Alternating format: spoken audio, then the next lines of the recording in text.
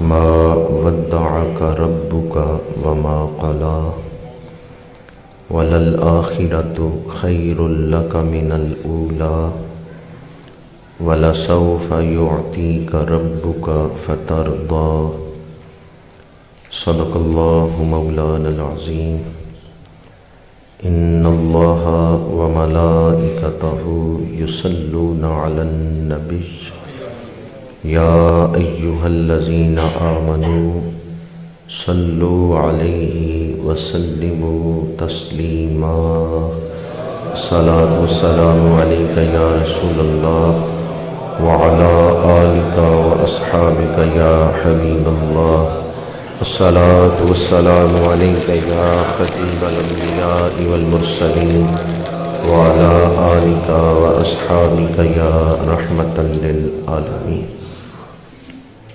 تمام تعریفیں اس ذات کے لیے جس نے ہمیں وجود بخشا، زندگی عطا کی ہے، جس نے ہمیں اسلام کی نعمت عطا فرمائی ہے، جس نے ہمیں جمعۃ المبارک کا برکتوں والا دن عطا فرمایا ہے۔ تمام تعریفیں اس ذات کے لیے جس نے ہمیں گناہ بخشوانے کا یہ موقع عطا فرمایا ہے۔ دعا ہے خالق کائنات آج کے دن نازل ہونے والی رحمتیں ہم سب کو عطا فرمائے۔ آج جمعۃ المبارک کے موقع پر میں آپ احباب کے سامنے جس موضوع پر گفتگو کر رہا ہوں وہ ہے غم دور کرنے کا قرآنی طریقہ۔ غم دور کرنے کا قرآنی طریقہ۔ قرآن مجید نے ہمیں غم دور کرنے کے لیے کیا تعلیم دی ہے، سورہ مبارکہ والضحیٰ کی روشنی میں اس کو بیان کروں گا۔ اللہ تعالی حق گوئی کی توفیق عطا فرمائے۔ پہلے تو یہ بات یاد رکھیں کہ جو تفسیر کروں گا وہ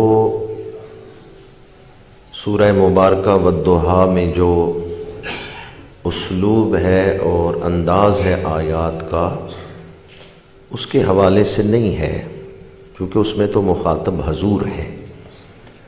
میں اس حوالے سے گزارشات پیش کروں گا کہ اس صورت میں قیامت تک آنے والے انسانوں کے لیے جو تعلیم ہے، جو پیغام ہے اس صورت کا، ہمارے لیے اس صورت میں سبق کیا ہے، وہ میں آپ کی خدمت میں عرض کروں گا۔ ورنہ جہاں تک حضور کی شانوں کا تعلق ہے، حضور کی شانیں، حضور کی عظمت ہمارے علم سے، ہماری عقل سے بے شمار بلند ہے، وراء الورا ہے۔ انسان کا علم، انسان کی عقل وہاں تک نہیں پہنچ سکتی۔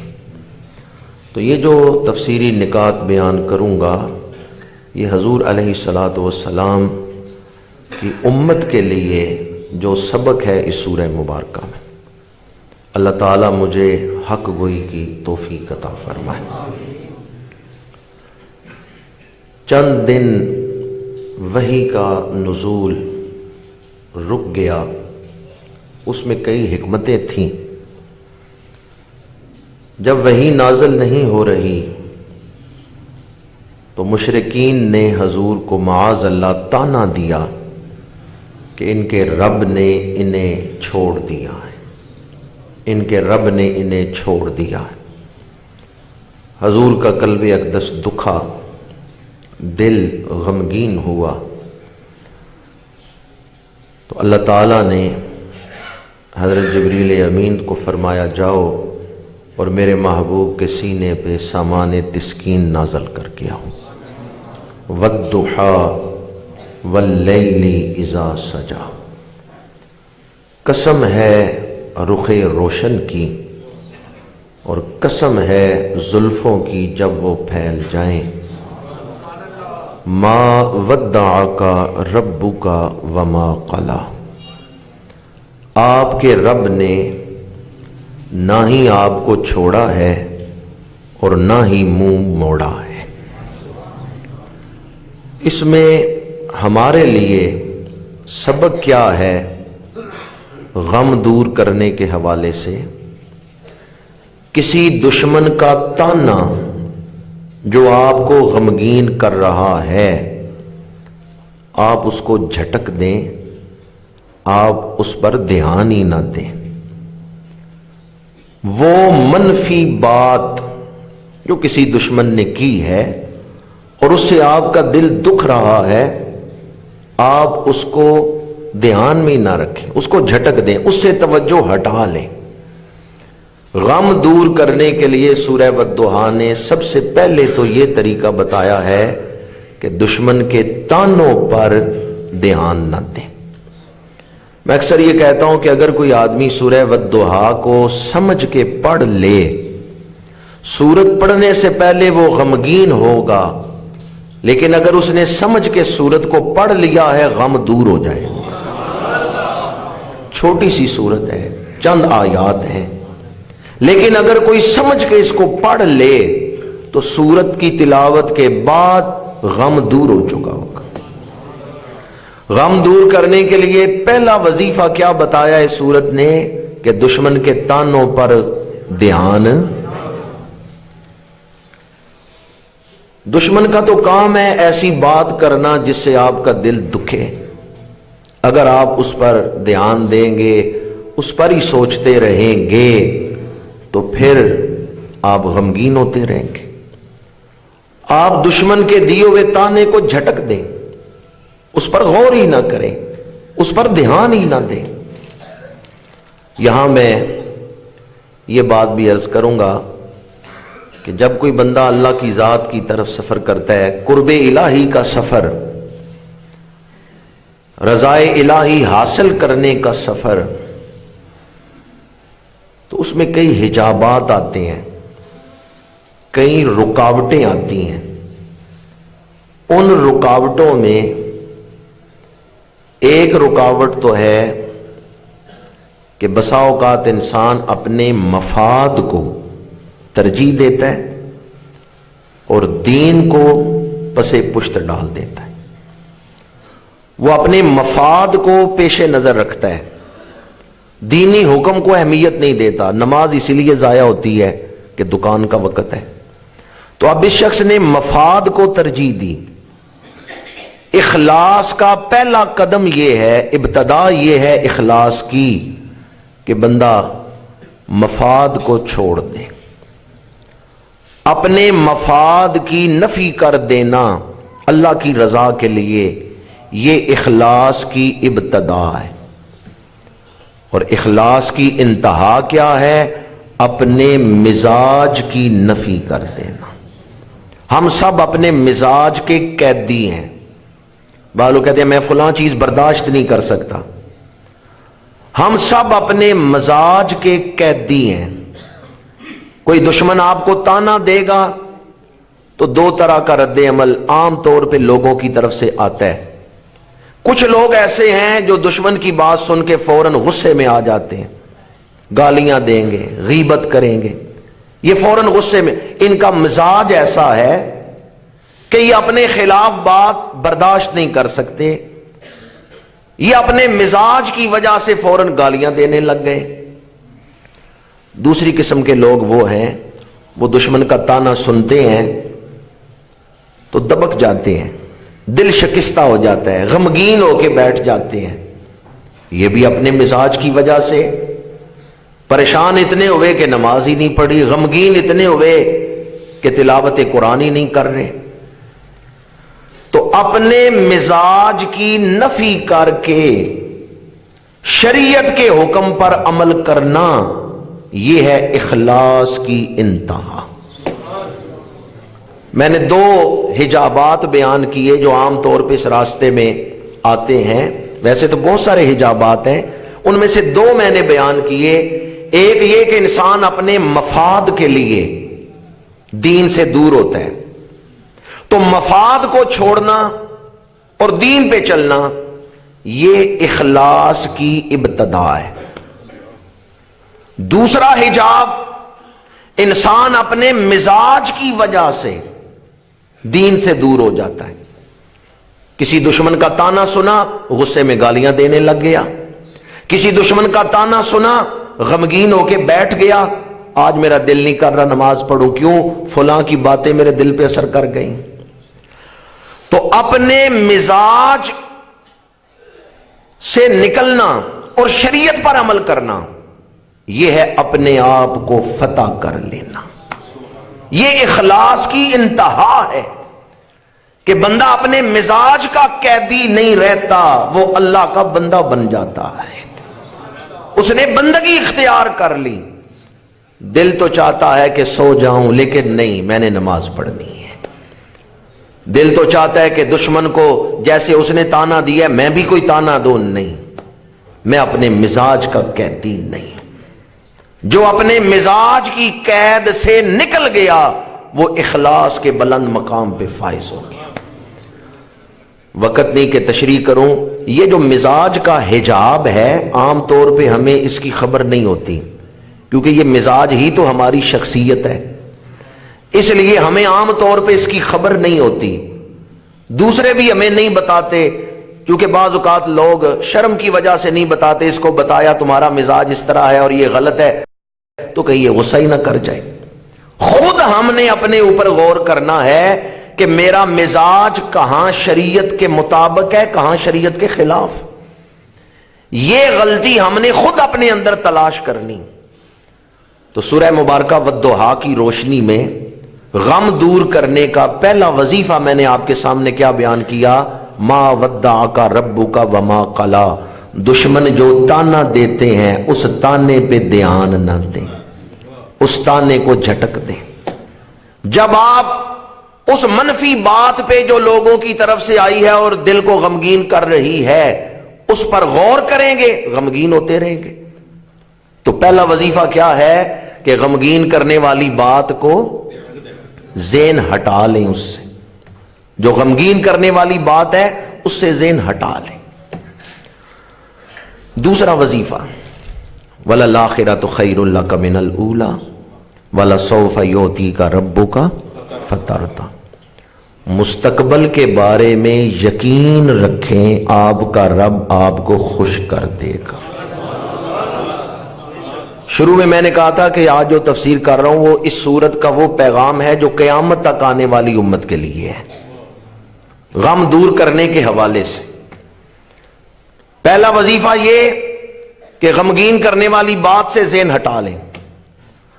دوسرا وظیفہ یہ یقین رکھیں مستقبل میں آپ کا رب آپ کو خوش کر دے گا۔ اب ایک دوست مجھے کہنے لگے کہ یہ تو حضور کے ساتھ وعدہ ہے نا، وَلَسَوْفَ يُعْطِيكَ رَبُّكَ فَتَرْضَىٰ، یہ ہمارے ساتھ تو نہیں ہے، یہ تو حضور کے ساتھ۔ میں نے کہا بالکل ٹھیک تم نے کہا ہے، یہ وعدہ حضور کے ساتھ ہے، لیکن ہم کس کے ہیں؟ نہیں سمجھے آپ؟ بھئی آپ حضور کے بن جائیں تو حضور اس وقت تک راضی نہیں ہوں گے جب تک آپ کو بخشوا نہیں لیں گے۔ وعدہ حضور کے ساتھ ہی ہے، پر ہم کس کے ہیں؟ ہم تو حضور کے ہیں۔ بصرے میں قحط پڑا، اناج نہیں مل رہا، لوگ پریشان ہیں، بھوک کیسے مٹائیں؟ ایک غلام سڑک پہ چل رہے اٹکیلیاں کرتے ہوئے، اچھلتے کودتے ہوئے، لوگوں نے روکا، انہوں نے کہا تمہیں نہیں پتا بصرے میں قحط پڑا ہوا ہے، ہر کوئی پریشان ہے، تجھے کس بات کی خوشی ہے؟ تو اٹکیلیاں کرتے ہوئے سڑک پہ چل رہے، اچھلتے کودتے ہوئے، بھوک کا ڈر نہیں؟ آنے والے حالات سے فکر نہیں کہ کہیں بھوکے ہی نہ مر جاؤ؟ انہوں نے کہا مجھے فکر نہیں، میں غلام ہوں ایک امیر تاجر کا، میرے مالک کے گودام بھرے ہوئے ہیں، میں جس کا غلام ہوں میرے اس مالک کے گودام بھرے ہوئے ہیں، اس کے گوداموں میں غلہ بڑا ہے، مجھے فکر نہیں ہے، میں تو غلام ہوں، اور میرا جو مالک ہے نا وہ بڑا امیر ہے، تاجر ہے، اس کے گودام غلے سے بھرے ہوئے ہیں، اس لیے مجھے فکر نہیں ہے۔ ٹھیک ہے، ہم گناہگار ہیں، پر غلام کس کے؟ وما ارسلناک الا رحمۃ للعالمین۔ یقین رکھیں، تیسری بار کہہ رہا ہوں، یقین رکھیں مستقبل میں آپ کا رب آپ پہ کرم کرے گا۔ نعرہ تکبیر، نعرہ رسالت، عظمت و شان مصطفیٰ کریم۔ پنجابی میں ایک لفظ ہم بولتے ہیں خبرے، خبرے گل بڑے نہ بڑے، خبرے انج ہوئے نہ ہوئے، اردو میں کہتے ہیں شاید۔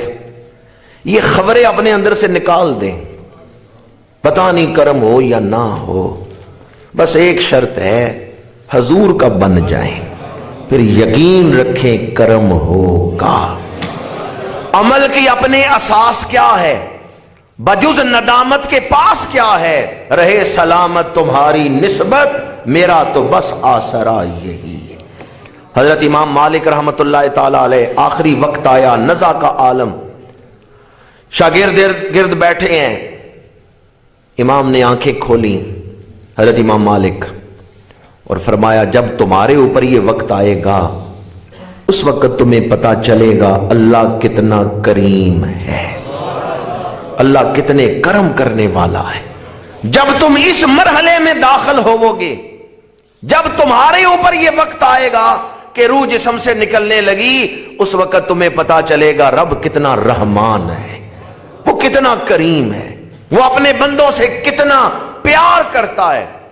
زندگی ڈر میں ہی گزاریں، ڈر کے ہی گزاریں، لیکن یقین رکھیں اللہ کرم کرے گا۔ غم دور کرنے کے لیے سورہ مبارکہ والضحیٰ سے 2 وظیفے میں نے بیان کیے۔ پہلا وظیفہ یہ کہ غمگین کرنے والی بات دھیان سے نکال دیں، ادھر توجہ نہ دیں۔ دوسری بات، مستقبل پر یقین رکھیں اللہ کرم کرے گا۔ تیسرا وظیفہ، الم یجدک یتیما فآویٰ ووجدک ضالا فہدیٰ ووجدک عائلا فاغنیٰ۔ ذرا اپنے ماضی پر نظر ڈالیں، آج تک اللہ نے کتنے کرم کیے ہیں آپ پر۔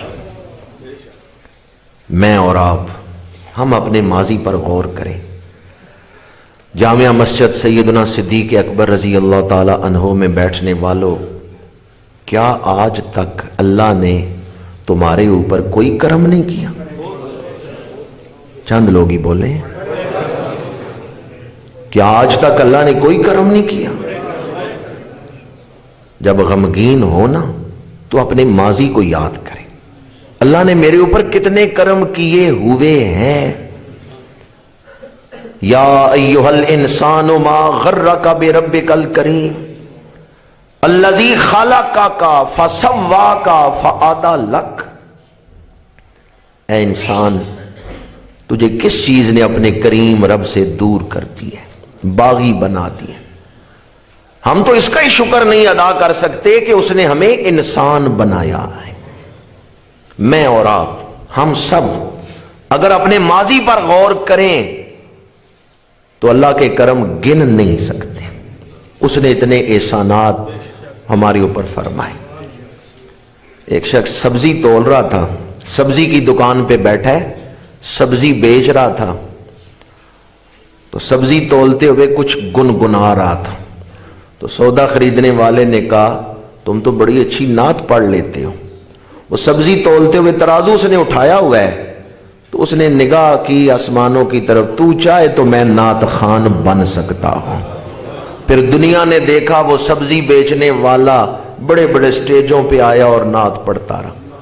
ہمارے ہاں بھی 1-2 دفعہ وہ تشریف لائے ہیں، اس مسجد میں بھی، اب فوت ہو چکے ہیں، میں ان کا نام دانستہ نہیں لے رہا۔ بہت اچھے نعت خوان تھے، خود نعت لکھتے بھی تھے، نعت پڑھتے بھی تھے، بڑے سریلے بھی تھے، سبزی بیچ رہے تھے۔ تو چاہے تو میں نعت خوان بن سکتا ہوں۔ گزشتہ زندگی پہ ہم نگاہ کریں، اللہ نے ہمارے اوپر کتنے کرم کیے ہوئے۔ حضرت خواجہ معین الدین چشتی اجمیری رحمۃ اللہ تعالیٰ علیہ، حضرت خواجہ قطب الدین بختیار کاکی رحمۃ اللہ تعالیٰ علیہ، بغداد کے شہنشاہ نے آپ کو دعوت دی ہے، آپ اس کے دربار میں تشریف لے گئے ہیں، دروازے پہ ایک غلام کھڑا ہے اور ہاتھ میں اس نے چراغ پکڑا ہوا ہے۔ اس دور میں بجلی تو نہیں تھی کہ بلب روشن ہوتے، گلی کے دروازے پہ کھڑا ہے غلام چراغ پکڑ کے۔ یہ اللہ والے گزر گئے، جب دعوت کے بعد واپس جانے لگے دیکھا وہ غلام پھر چراغ لے کے دروازے میں کھڑا ہے۔ خواجہ صاحب نے اس کی پشت پہ ہاتھ رکھا، اللہ تجھے بادشاہ بنا دے۔ اس نے کہا آپ کیا کہہ رہے ہیں، میں تو غلام ہوں، بادشاہ نے خرید کے منڈی سے مجھے لایا ہے، میں بادشاہ بن جاؤں؟ پھر زمانے نے دیکھا وہ جو بغداد میں کبھی بادشاہ کے دروازے پہ غلام بن کے کھڑا تھا، وہ دلی کے تخت پہ حکمران بن کے بیٹھا۔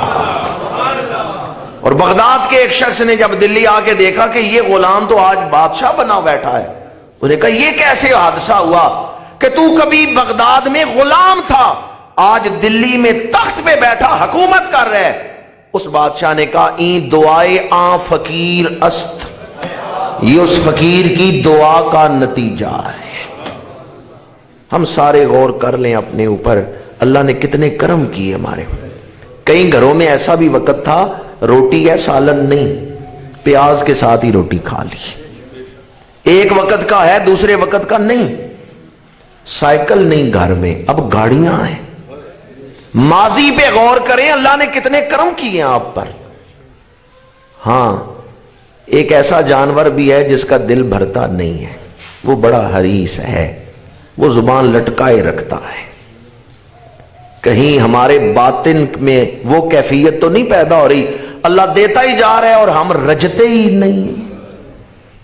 کبھی خوش ہو کے یہ بھی عرض کریں پروردگار میں راضی ہوں تیرے اوپر، رضیت باللہ ربا وبالاسلام دینا وبسیدنا محمد نبیا ورسولا۔ یا اللہ تو نے بڑا کچھ دیا ہے۔ غم دور کرنے کے 3 وظیفے میں نے آپ کے سامنے سورہ مبارکہ والضحیٰ سے بیان کیے۔ ایک یہ کہ منفی بات جو آپ کے دل کو غمگین کر رہی ہے آپ اس کو جھٹک دیں۔ دوسری بات یقین رکھیں کہ میں صراط مستقیم پہ چلوں گا، میرا رب میرے اوپر کرم کرے گا۔ یقین رکھیں اللہ اپنے وعدے پورے کرے گا، جب میں صراط مستقیم پہ چلوں گا میرا رب میرے اوپر کرم کرے گا۔ تیسرا وظیفہ اپنے ماضی کو یاد کریں، اللہ نے بہت کچھ دیا ہے، وہ آئندہ بھی دے گا۔ کتنے وظیفے بتائے میں نے؟ ان تینوں کا تعلق سوچ کے ساتھ، یہ جو تینوں وظیفے ہیں ان کا تعلق ذہن کے ساتھ ہے۔ بات کو جھٹکنا، مستقبل پر یقین رکھنا، ماضی کی نعمتوں کو گننا، یاد کرنا، ان تینوں کا تعلق سوچ کے ساتھ ہے، ذہن کے ساتھ۔ پر جو چوتھا وظیفہ بتا رہا ہوں اس کا تعلق عمل کے ساتھ ہے۔ سورہ مبارکہ اب تک جہاں پہنچا ہوں تلاوت کر رہا ہوں تاکہ وہ تینوں وظیفے دہرا دیے جائیں، پھر آگے چوتھا شروع کروں۔ والضحیٰ واللیل اذا سجا ما ودعک ربک وما قلی وللآخرۃ خیر لک من الاولی ولسوف یعطیک ربک فترضی۔ تیسرا وظیفہ الم یجدک یتیما فآوی ووجدک ضالا فہدی ووجدک عائلا فاغنی۔ آگے کیا ہے؟ فَأَمَّا الْيَتِيمَ فَلَا تَقْهَرْ۔ غم دور کرنے کے لیے چند کام شریعت نے بتائے ہیں، یہ کام کر لو اللہ غم دور کر دے گا۔ یتیم کے سر پہ ہاتھ رکھو، ہاتھ یتیم کے سر پہ رکھو گے خوشی تمہارے دل میں داخل ہو جائے گی۔ وَأَمَّا السَّائِلَ فَلَا تَنْهَرْ۔ تمہارے دروازے پہ کوئی مانگنے آ جائے تم اس کے دل میں خوشی داخل کرو، اللہ تمہارے دل میں خوشی داخل کر دے۔ تم اس کو نہ جھڑکو، تم اس کے دل میں خوشی داخل کرو، وہ تمہارے دروازے پہ سائل ہے، تم رحمان کے دروازے کے سائل ہو۔ تم اپنے سائل کو جو تمہارے پاس مانگنے آیا ہے تم اس کو خوش کر دو، رحمان تمہیں خوش کر دے گا۔ وَأَمَّا بِنِعْمَتِ رَبِّكَ فَحَدِّثْ۔ دوبارہ عرض کر رہا ہوں، یہ تفسیر میں قرآن مجید کا پیغام جو امت کے لیے وہ عرض کر رہا ہوں، نہ کہ امام الانبیاء کی نسبت سے. حضور کی شانیں تو وراء الورا. چوتھا وظیفہ جو قرآن نے ہمیں بتایا غم دور کرنے کے لیے، چند کام ہیں، بندہ وہ کام کرتا ہے اللہ اس کے غم کو دور کر دیتا ہے. ان میں ایک کام ہے یتیم کے سر پہ ہاتھ رکھنا، یتیم کو نہ جھڑکنا نہ دھتکارنا، سائل کو جھڑکی نہ دینا، اور اللہ کی نعمتوں کا ذکر کرنا. جو یہ 3 کام کرتا ہے، اللہ کی نعمتوں کو بیان کرتا ہے اور سائل کے دل میں خوشی داخل کرتا ہے اور یتیم کے سر پہ ہاتھ رکھتا ہے، اللہ تعالیٰ اس شخص کو خوشی عطا فرماتا ہے. خوشی کا نظام کس کے ہاتھ میں ہے؟ اللہ کے ہاتھ میں. اور اللہ جس کو چاہتا ہے ہنساتا ہے، جس کو چاہتا ہے رلاتا ہے. کوئی ہنستا ہے تو اللہ کے اذن سے، کوئی روتا ہے تو اللہ کے امر سے. یہ ہنسنا اور رونا، اس کے پیچھے بھی حکمت ربی کار فرما ہے. ایک اپ ٹو ڈیٹ نوجوان باغ جناح لاہور سیر کے لیے آیا، بیٹھا ہوا ہے، تو ایک فقیر آیا کچھ مانگنے والا. تو یہ نوجوان کہتا ہے اس کو آتے ہوئے دیکھ کر ہی میرے دل میں اس سے ایک کراہت سی پیدا ہوئی، نفرت سی پیدا ہوئی کہ یہ مانگنے کے لیے آ رہا ہے. تو اس نے قریب آ کے کہا میں کچھ مانگنے نہیں آ رہا، کچھ دینے آ رہا. تو جو آپ کے دروازے پہ سائل بن کے آ رہا ہے نا، ظاہراً تو وہ کچھ مانگ رہا ہے، حقیقت میں کچھ دے رہا ہے. آپ اس کا سوال پورا کر رہے ہیں جو آپ کی استطاعت ہے، آپ اس کا سوال پورا کر رہے ہیں، اللہ آپ کے دل میں خوشی داخل فرما رہا ہے.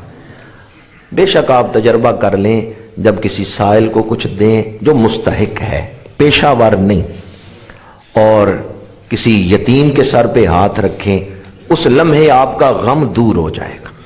معاشرے میں پسے ہوئے لوگ، آپ ان کا خیال کریں تو آپ کے دل میں اللہ تعالیٰ خوشی داخل فرما دے گا. سورہ مبارکہ والضحیٰ سے غم دور کرنے کے کتنے وظیفے میں نے بیان کیے ہیں؟ 4. لیکن ان 4 کی جو جان ہے وہ وظیفہ تو میں نے بیان ہی نہیں کیا. 4 وظیفے تو میں نے بیان کیے، لیکن جو ان 4 کی جان ہے جو سورت کے آغاز میں بیان ہوا ہے. آج موضوع کیا ہے گفتگو کا؟ غم دور کرنے کا قرآنی طریقہ. تو سورہ والضحیٰ سے 4 وظیفے تو میں نے بیان کیے، لیکن جو ابتدا میں 2 قسمیں ہیں ان کے حوالے سے جو ان 4 وظیفوں کی جان ہے وہ تو میں نے بیان ہی نہیں کیا. والضحیٰ واللیل اذا سجا، قرآن بتا رہا ہے جب کبھی تم غمگین ہو میرے محبوب کا ذکر کرو، اللہ تمہارے غم دور کر دے. اعلیٰ حضرت نے اسی لیے لکھا ہے ان پہ نثار کوئی کیسے ہی رنج میں ہو، جب یاد آ گئے ہیں سب غم بلا دیے. والضحیٰ واللیل اذا سجا، حضور کے زلفوں کا ذکر کرو، حضور کے رخ روشن کا ذکر کرو، حضور کی مسکراہٹ کا ذکر کرو. جس کی تسکین سے روتے ہنس پڑے اس تبسم کی عادت پہ. تو غم دور کرنے کا 5واں وظیفہ یہ ہے حضور کا ذکر. غمگین ہو حضور کا ذکر کریں، حضور کے ذکر سے غم دور ہو جاتے. آؤ کہ ذکر حسن شہ بحر و بر کریں، جلوے بکھیر دیں شب غم کی سحر کریں. مل کر بیاں محاسن خیر البشر کریں، عشق نبی کی یاد کو کچھ تیز تر کریں. آؤ کہ ذکر حسن شہ بحر و بر کریں، جلوے بکھیر دیں شب غم کی سحر کریں، جلوے بکھیر دیں شب غم کی سحر کریں. حضور کا ذکر غموں کی رات کو مٹا دیتا ہے. خاک سورج سے اندھیروں کا ازالہ ہوگا، آپ آئے تو میرے گھر میں اجالا ہوگا، آپ آئے تو میرے گھر میں اجالا ہوگا. حضور کا ذکر یہ خوشی کا باعث ہے. حضور کے ذکر سے تسکین نازل ہوتی، حضور کے ذکر سے غم مٹ جاتے ہیں، غم دور ہو جاتے ہیں۔ صحابہ کرام رضوان اللہ تعالی علیہم اجمعین، ان کا یہ معمول تھا کہ صحابہ حضور کا ذکر کرتے، حضور کے ذکر کی محفل کرتے، ایک دوسرے کو حضور کا ذکر سناتے۔ حضرت انس بن مالک رضی اللہ تعالیٰ عنہ 10 سال حضور کی خدمت میں رہے۔ جب میرے آقا کریم کا وصال پاک ہو گیا، صحابہ حضرت انس کے پاس آ کے بیٹھتے، اے انس، آپ نے تو حضور کی خدمت کی ہے، ہم تو اپنے کاموں میں کبھی تجارت کے لیے سفر کرتے، کبھی بازار چلے جاتے، کبھی جہاد کے لیے دوسرے شہر چلے جاتے، آپ خدمت میں رہے ہیں، اے انس کوئی حضور کی بات ہی سناؤ، کوئی حضور کا واقعہ ہی سناؤ۔ اب حضرت انس ذکر کرتے، صحابہ بیٹھ کے سنتے، حضرت انس خود بھی رو رہے ہیں، صحابہ کو بھی رلا رہے ہیں۔ اس سے پتہ چلتا ہے ذکر رسول سے تسکین حاصل کرنا یہ صحابہ کا وظیفہ ہے۔ ایک شخص حضرت سیدنا فاروق اعظم رضی اللہ حضرت سیدنا فاروق اعظم رضی اللہ تعالیٰ عنہ کی بارگاہ میں آیا، الحمدللہ، اس نے آ کے عرض کیا کہ میں اسلام قبول کرنا چاہتا ہوں، مجھے کلمہ پڑھائیں۔ آپ نے اسے کلمہ پڑھایا، وہ تابعی بن گیا۔ جس نے ایمان کی حالت میں صحابی سے ملاقات کی ہے وہ کون ہے؟ تابعی۔ آپ نے اسے کلمہ پڑھانے کے بعد پوچھا تیرے کلمہ پڑھنے کا باعث کیا بنے، سبب کیا بنے؟ اس نے عرض کیا میں حضور کی بارگاہ میں بھی حاضر ہوا تھا، میں نے اللہ کے رسول کی زیارت بھی کی ہے، لیکن میں نے اس وقت کلمہ نہیں پڑھا۔ حضور نے مجھے دعوت دی تھی لیکن میں نے کلمہ نہیں پڑھا۔ میں نے سنا تھا کہ حضور یہ فرماتے ہیں مکہ فتح ہوگا، ایران فتح ہوگا، تو میں آیا حضور کے پاس۔ میں نے کہا 3 باتوں پر مجھے تعجب ہے، وہ میں آپ سے پوچھنا چاہتا ہوں۔ حضور نے فرمایا پوچھو۔ وہ کہتا ہے میں نے عرض کیا آپ فرماتے ہیں کہ آپ مکہ فتح کریں گے؟ حضور نے فرمایا ہاں، اللہ مجھے فتح عطا کرے گا۔ اس نے کہا فرماتے ہیں کہ ایران فتح ہوگا، وہاں اسلام کی حکومت ہوگی؟ آپ نے فرمایا ہاں، اسلام مکہ فتح ہوگا پھر ایران فتح ہوگا۔ اس نے کہا میں نے سنا ہے آپ کہتے ہیں کہ جب لوگ مر کے مٹی میں مل چکے ہوں گے تو قبروں سے مردے زندہ کر کے اٹھائے جائیں گے۔ آپ نے فرمایا ہاں، مردے قبروں سے اٹھائے جائیں گے۔ وہ کہتا ہے میں نے حیرت سے کہا اور انکار کرتے ہوئے کہا کہ مکہ فتح نہیں ہوگا، ایران فتح نہیں ہوگا، اور جب ہم مر کے مٹی میں مل گئے، ہڈیاں مٹی میں مل گئیں، تو کون ہمیں اٹھائے گا؟ مر کے قبروں سے نہیں اٹھیں گے۔ حضور نے فرمایا 2 چیزیں تو اپنی آنکھوں سے دیکھ لے گا، مکہ فتح ہوتے ہوئے بھی تو دیکھ لے گا، ایران فتح ہوتے ہوئے بھی تو دیکھ لے گا، اور قیامت کے دن میں تیرا ہاتھ پکڑ کے پوچھوں گا بتا قیامت آئی ہے یا نہیں آئی؟ وہ کہتا ہے میں نے کلمہ نہیں پڑھا، میں چلا گیا، پھر میں نے دیکھا مکہ فتح ہو گیا، میں نے کلمہ نہیں پڑھا۔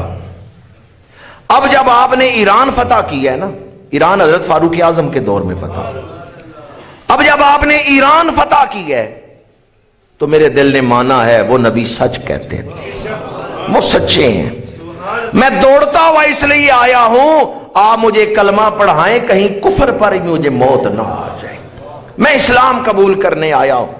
میری آنکھوں نے یہ 2 منظر دیکھ لیے ہیں، ایران بھی فتح ہو گیا ہے، مکہ بھی فتح ہو گیا، آپ مجھے کلمہ پڑھائیں۔ مجھے یقین ہو گیا ہے اس نبی کے 2 فرمان پورے ہو گئے ہیں، تیسرا بھی یقیناً پورا ہوگا، قیامت آئے گی۔ حضرت فاروق اعظم رضی اللہ تعالیٰ عنہ، آپ نے اسے کلمہ تو پڑھا دیا تھا، وہ تابعی بن گیا تھا۔ اب وہ مدینہ منورہ کے قریب ہی ایک قبیلے میں اس نے قیام رکھا ہے۔ چند دن گزرے ہیں، حضرت فاروق اعظم صحابہ سے فرماتے ہیں کہ چلو چل کے اس سے ملاقات کرتے ہیں۔ آپ تشریف لے گئے، ملاقات کی تو فرمایا وہ واقعہ تو سناؤ۔ اس نے عرض کیا وہ تو میں نے پہلے سنا دیا، آپ نے فرمایا دوبارہ وہ واقعہ سناؤ۔ اب وہ واقعہ سنا رہا ہے، صحابہ سن رہے ہیں۔ چند دن گزرتے ہیں، فاروق اعظم پھر اس کے پاس تشریف لے جاتے ہیں، اس کے قبیلے میں، فرمایا وہ واقعہ تو سناؤ۔ یہ بار بار حضرت فاروق اعظم کیوں تشریف لے جاتے ہیں اس اعرابی کے پاس؟ کیونکہ جب وہ حضور کا ذکر کرتا تھا، اس کی کیفیت دیکھ کر اور اس کی زبان سے حضور کی شانیں سن کر حضرت فاروق اعظم کا دل خوش ہو جاتا، دل میں ایمان ہو، حضور کا ذکر سن کے دل خوش ہو جاتا ہے۔ یہ بھی چیک کرنے کا ایک پیمانہ ہے۔ اگر اپنے ایمان کو چیک کرنا ہے، کوئی ایسا محب نہیں آپ نے دیکھا ہوگا کہ محبوب کا ذکر اسے پسند ہی نہ ہو، محبوب کا ذکر اسے اچھا ہی نہ لگے۔ محبوب کا ذکر سن کے محب کا دل خوش ہو جاتا ہے۔ اسی طرح حضور کا ذکر سن کے مومن کا دل خوش ہو جاتا ہے۔ جب اس نے کہا نا اللہ کے رسول نے میرا ہاتھ پکڑ کے فرمایا تھا کہ قیامت کے دن میں تیرا ہاتھ پکڑوں گا اور کہوں گا اس طرح ہاتھ پکڑوں گا، بتا قیامت آئی ہے یا نہیں آئی؟ حضرت فاروق اعظم کی آنکھوں میں آنسو، اور روتے ہوئے فاروق اعظم فرما رہے ہیں کہ حضور نے تیرے ایمان کا ذکر بھی کر دیا ہے، حضور نے یہ بھی بتا دیا ہے کہ تو ایمان لائے گا۔ انہوں نے کہا نہیں حضور نے یہ تو نہیں فرمایا تھا۔